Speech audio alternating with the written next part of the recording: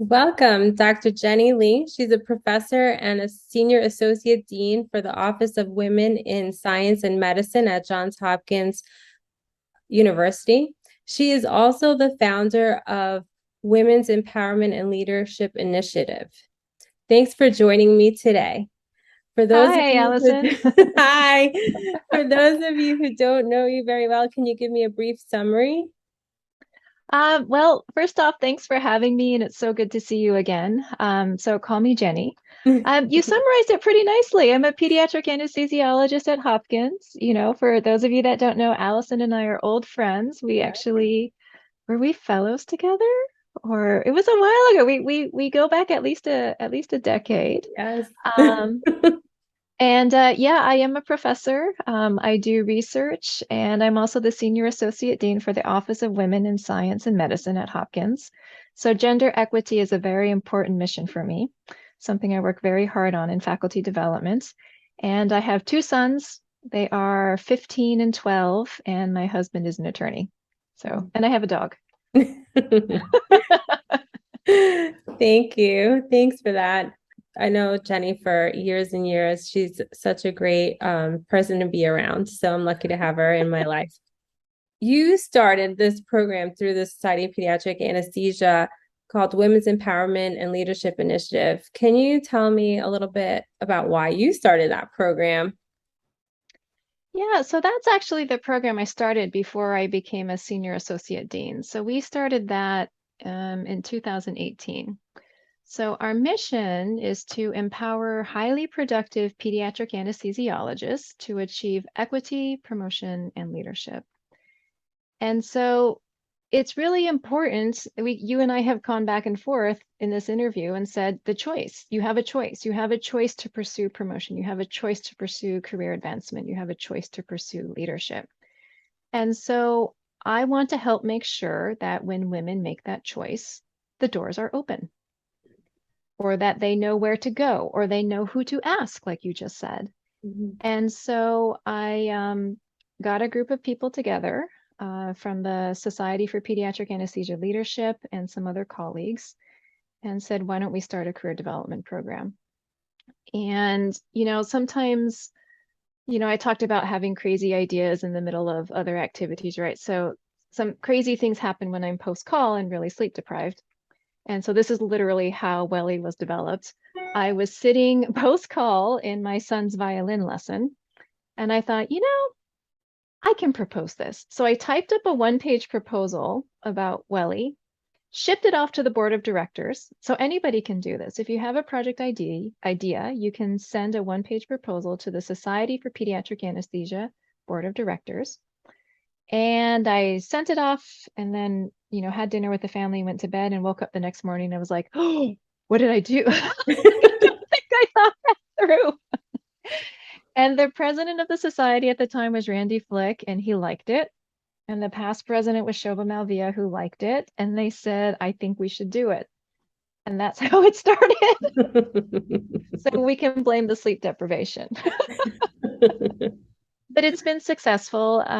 We are at more than 70 institutions now across the United States and Canada, and we have more than 200 members. Mhm. Many of our advisors are men, so more than 40% of the advisors are men, and that's super important that we're all working together for gender equity. And we now have a longitudinal curriculum. We do 4 to 6 workshops a year. We focus a lot on coaching techniques and how to be a good protege and different aspects of career development. And it's been fantastic. And we're actually opening a chapter right now in Australia and New Zealand. Mhm. And it's growing. It's just Mhm. been phenomenal. The best part is the people, meeting people along the way, and then watching the advisors and the proteges open doors for each other and sponsor each other and help each other. It's without a doubt been one of the most rewarding experiences of my life Mhm. Mhm. professionally. Yeah. Mhm. Yeah. I'm a member of WELI and I really enjoy the workshops. Um, you learn so much from all the various workshops. I've attended many, like negotiation, communication. Um, they've even had mini workshops on meditation. So I've done a lot of programs and I love it. And the other thing that I really enjoy not only are the workshops, but are listening to the other people who are participating in the program and getting ideas from them and how and listening to their experiences has been very helpful to me as well. So and like the group discussions, that's been great. I loved it. I love it. I still participate and I'm looking forward to when we go to ASA Yep. in New Orleans. So Next month, we'll do a peer coaching workshop and a in-person networking session. mhm, In person is so important because we've been trying to do this virtual networking. So now let's do it for real in person. And mhm. then more negotiation skills. Yeah, So I'll see you yeah. there. That's Yes, awesome. yes, I'm very Yeah. excited. You can like expand a little bit more on the positives that you've heard from the other members of WELI, that their Yeah. successes. Yeah. So the easiest way is, we measure outcomes and we take survey metrics and we ask people about the value of WELI in certain career milestones. So we're asking our members, what did WELI contribute to you getting promoted or applying for promotion or getting an invited talk or starting a project or finding funding? And we're finding that WELI is contributing. And that's a personal measure, right? Because a lot of people who enroll in WELI, they're going to succeed anyway. These are highly motivated people, but they tell us that WELI has contributed. I think the group of people that I'm most proud of are the women anesthesiologists who have already raised their families. And they're a bit older, maybe 50s, 60s, and they were sort of told that, yeah, your career is kind of wrapping up and keep pushing propofol and working clinically. And they were just getting their careers started because they had just finished raising their families and their kids were finally out in college or and I was shocked at how many times I heard that these women were told they weren't eligible for promotion. And so we have several of them join WELI. And I said, there is no age limit, and we don't care what your age is. Mhm, And at least three of them got promoted to professor. mhm, And they are now mentoring and advising other people and really launching their careers. And I think that's what I'm the most proud of because they were told that your career is wrapping up, but actually they were just getting started. And mhm, that's something that we have to remember in faculty development, specifically for women. And you had just said earlier, sometimes women make the choice later than men. mhm, For a variety of reasons, we definitely do. And one of that is because we have to raise our families, and not just our children, but we're also taking care of our parents and other extended relatives. And so the timeline is different. And so I'm very proud that WELI was able to support a new timeline that made several of our members very successful. mhm, Yeah. mhm. Yeah, that's so important because so many people um, have to step away or slow down a lot during whether it's for raising their children or helping their spouse through an illness or or their parents. There's so many things that come up. Um, and I feel like in general it's reinforced that okay, by this time you have to be here and by that time you have to be there. And um, I think we need to be more supportive of our colleagues in terms of not being so sticklers on that timeline and more looking at, their overall picture of like what they have accomplished, whether it's taken them a little longer than others, it shouldn't really matter. That's exactly right. We have to be very careful as well with salary Mm-hmm, because if it takes longer for women to go up for promotion and if their salaries are tied to promotion, it will take them longer to make more money and we will be watching the gap get wider and wider mm-hmm, for gender and salary. So it's something that we need to track very closely. I agree with you 100%, everything that you just said. mm-hmm, It's one of the strengths of women leaders. We stereotypically are a bit more community oriented. We're team leaders. If you and I are leading together, I will always be trying to get you up on the podium and you're going to be trying to push me up on the podium. And it's just how we work. And so if we can use those strengths to support each other as a community when we are going through life stages, mm-hmm. you know, um, I think we can really make a difference in medicine. I agree. Um, and talking about disparities with women and anesthesia is a male-dominated field, and especially in leadership. Um, have how has gender bias affected your career, and what advice do you give to other women who may be experiencing those similar? Yeah, I think gender bias probably permeates everything, whether we know it or not. That's why it's called bias. Hmm. I've had overt issues where I've been asked in interviews if I was going to have a kid. I distinctly remember interviewing for jobs while I was pregnant and hiding my pregnancy. And that should not ever happen, but that's definitely the environment that I thought I was in. Um, and then, I still sit in leadership circles and in boardrooms where I'm maybe the only woman or one of two women. And so I just work extra hard to be aware of what the other woman in the room is feeling. And I am very careful to make sure that when I say something, I say it clearly, and I try to make sure that the guys are listening to me, to be honest with you. But I'm also looking out for what's happening to the women around me. So if, for instance, that other woman in the boardroom has a great idea, I will say, yes, I want to go back to what Sally said, and I will echo it and ramp it up and remind everybody that it was Sally's phenomenal idea. Hmm. And so, yeah, I think it affects everything that we do. Hmm. Hmm. So, yeah, I Yeah. don't know if that answered your question, but yeah, Yeah, it does. It's really important, and it's something that you can easily do if you're in that room sometimes. absolutely. So anesthesia is also not very does not have much diversity um, in terms of race, obviously gender, race, um, disability, etc. And we know that there are many benefits to having diverse teams in medicine and in influencing outcomes. How do you think we can encourage diversity in the field of anesthesia? Yeah, that's a very important question.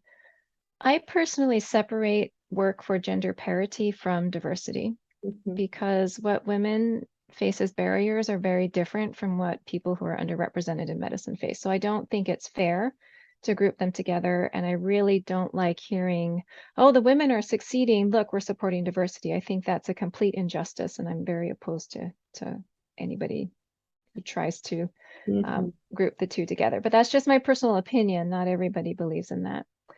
I think role modeling is incredibly important, and we need to recruit more people who are underrepresented into anesthesia, period. And so in my department, I have colleagues who are doing outreach work to the colleges, Mhm. even to high schools, to help people understand what anesthesiologists actually do and to bring them into our field, hopefully in the future. But I personally think the most important part is listening sessions and partnering with the people who know the experience the best. So our faculty who are underrepresented, and not just the faculty, but the staff, our patients, the families. What are they experiencing? What can we do collectively to make the experience better? What barriers do we need to work on together? And how can I most effectively be of service? So that's how I think the most important way is to tackle the lack of diversity in our field is really not allowing somebody to walk in and say, this is how I fix it, therefore here we go. Mhm. Sitting down and really listening to the people who are experiencing the adversity or are underrepresented. Because I'm not underrepresented, I'm Asian. I'm an Asian woman. I'm not considered underrepresented in medicine. So I have to really take the time to listen to somebody's experience if they're a transgender faculty member Mhm. or working with a disability or of an underrepresented religion or, of course, ethnicity and race. Mhm. So, Mhm. Yeah, these are all very important topics yeah. and considerations that everyone should be having for their department and for the field as a whole, um, to embrace diversity and encourage encourage it and help those who are already there, those um, underrepresented peoples who are already in your department, how to support them, how to make them uh, get through. I mean, what do you think are some ways? And again, I'm putting you on the spot, but Yeah, I mean, it's a really hard topic. yeah, it is. It is. I think it's important just to have the role model. It doesn't necessarily have to be in your field. Also, but also the other thing is for those of us who are underrepresented, having the support, putting in the um, um, mentors and sponsorship is really important because we often get overlooked, and you don't know all the things that they need to do to get promoted or get into leadership, or if that's their goal, because sometimes it's not your goal. So, but if it is your goal, then offering that and really helping them along the way, I think that's really important. And then I also really think just in general to open up the field of anesthesia um, to others is just doing what other people have been doing, at Hopkins, partnering with the high schools and things like that. I think that's really important. I mean, it's a important time in when people are trying to decide what they want to do when they grow up, and seeing someone um, as themselves, as a physician, as an anesthesiologist, I think that's very influential. And I think we need to do more of that. Um, so there's a lot that can be done. Yeah. Mhm. Changing topic a little bit. In my conversation with a lot of women leaders in anesthesia, several of them have commented that they experienced imposter syndrome. Um, what do you think we can do to help women, not just women, but anyone who's experiencing imposter syndrome? How do we support them so they don't always feel that, or help Yeah. them get out of that We all have feeling? imposter syndrome, don't Yeah. we, to a degree? Mm-hmm. Um, and for some of us, it's paralyzing. And Mm-hmm. for others, it's just something we push to the side and we walk through. Mm-hmm. So I believe in focusing on our strengths. And this is something that's been really pushed in the Women's Empowerment and Leadership Initiative curriculum. And we use the Clifton Strengths tools. Mm-hmm. And so every single person has, I call them superpowers, something that you're really good at, that you're very solid in, and it's your strength. And I try to convince people to rely on that strength and then move forward. And of course, the imposter syndrome will still be there. But if you can find your core of strength, you can apply for things and pursue things with a bit more confidence and just know that you can fall back on that strength. Mm-hmm. And then the imposter syndrome will hopefully not be quite as daunting. Mm-hmm. Yeah, that's how I deal with mine at least. Mm-hmm. Right. What about Everyone you? has some level of imposter syndrome. I don't think. But as Yeah. you said, some people become very paralyzed by it. And um, I think it's really important to be supportive and remind them that they're doing a great job, and um and and that they have a lot of positive attributes, and to focus on it. Mm-hmm. The other thing that I'll do with faculty who are really doubting their ability to apply for something or competitively get something, I'll run them through the what if scenarios. So, what if you don't get it? What happens? Well, I'm where I am now. Like, it's not that bad. Mm-hmm. What if you get rejected?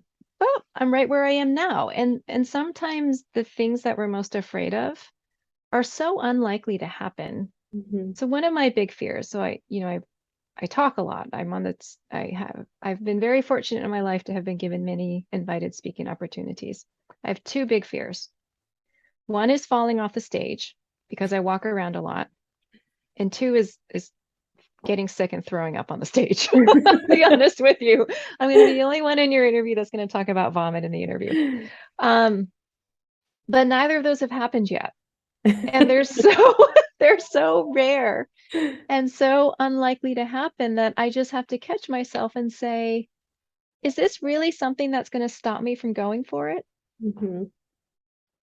So sometimes I try to get faculty to look at their imposter syndrome similarly Yeah. and say, what's the worst that can happen? You have a very successful career in anesthesia, research, and you're a mom to two children, you're a wife. How have you been able to manage your time? It's hard. I have a very supportive husband. Mhm. He's an attorney, and he works from home. And so he's always here for the kids when they come home from school and after school. So that has been essential. We used au pairs when the kids were younger until they were school age. And then I asked the kids, do you want au pairs or do you want just us? And they were like, we don't want the au pair anymore. So we stopped using au pairs and when both had gone through at least kindergarten. All of my groceries are delivered. I can't tell you the last time I stepped into a grocery store. Doesn't happen. If the fruit comes bruised, it's ready for a smoothie. Whatever. um, I'm okay ordering Grubhub. You Mhm. know, it's fine if I can't get dinner on the table because to me the most important parts are eating as a family. And we use meal kits. I personally use HelloFresh. We used to use Blue Apron, but that helps us keep it together. And we still eat as a family. So I decided what my priorities were as a mom, and that was sitting at the table. How the food gets there, less important, as long as the food gets there. So that's sort of how I view it. What Uh-huh. are some of your tricks? Because you definitely have tricks with two Yeah. kids. Yes, as a mom of two, I rely heavily on nannies. Because my husband and I both work and work late. So we rely on nannies for pickup. My husband drops them off for pickup and taking them to their activities because I feel like they shouldn't be punished because I can't get them to, gymnastics or karate class or whatever. So that's why I have the nanny. Um, in terms of eating, um, it's important for me to me as you was is having like family meals. And so I do a lot of prep on the weekends and I have two instant pots that Oh, work nice. all the time. And you know, I can get a frozen chicken cooked in 30 minutes. It's great. Nice. I think I'm going to try an Instapot. So yeah, so that's what I do. I do a lot of like meal prep on the weekends to have things that I can just throw in the instant pot and it's ready in like 30 minutes. So as I'm getting the Perfect. kids bathed, that's getting cooked on its own and then we're ready. That's right. That's perfect. The other thing I do is all of the clothes are color fast clothes. So I don't care what color the clothes are, white, gray, brown, Oh yeah. they all go together Hmm. and they all get dried. Hmm. I do not separate one. Yeah, And I you know don't, what? yeah, no. If the color gets messed up, it's okay. The kids are fine. Yeah. No, They still wear it. yeah, I don't everything goes in together. No. Yep. And the great thing right now is my kids started kindergarten and the school has a school uniform. So that's even better. Oh, perfect. Wow, So, kindergarten. yeah. So they have school uniforms and that is way easier for me. Um, I don't have to worry about getting dressed. Oh, yep, that's it. That's your choice. That one. Perfect. So that's yeah. Um, but I agree with you. It's really hard having a family and working full time. And some places you can have more flexibility than other um jobs. So you just have to pay for help, which I I do because I find worrying about who's going to pick up the children the most stressful thing ever. Yeah. I can't even describe to you the stress of like having to worry about who's going to pick them up, where are they? I can't be there, no. So I am always glad to pay for somebody to be there to pick them up and know that they're safe and getting to wherever they need to go. That's probably the most stressful. Yeah. I agree with you. In closing, if you had one piece of advice for young attendings starting out in the field of anesthesia, what would it be? It would be find your why, WHY. Find something that is personally meaningful for you, and then build that into your career. Mhm, mhm, Because if we just do what people tell us to do, we're not going to be very passionate about what we're doing, and we're going to be more likely to burn out or unhappy. And it'll mhm, be much harder to weather all the storms that are definitely going to come. But if mhm, you have a personal stake and a reason for something that you're doing in your career, whatever it may be, that will help you. mhm, mhm. That's great advice. Well, thank you, Jenny. It's great talking to you. I love our conversations. And I hope to see you at the ASA. And yeah, so thanks again for coming. I really appreciate it. Thank you for having me.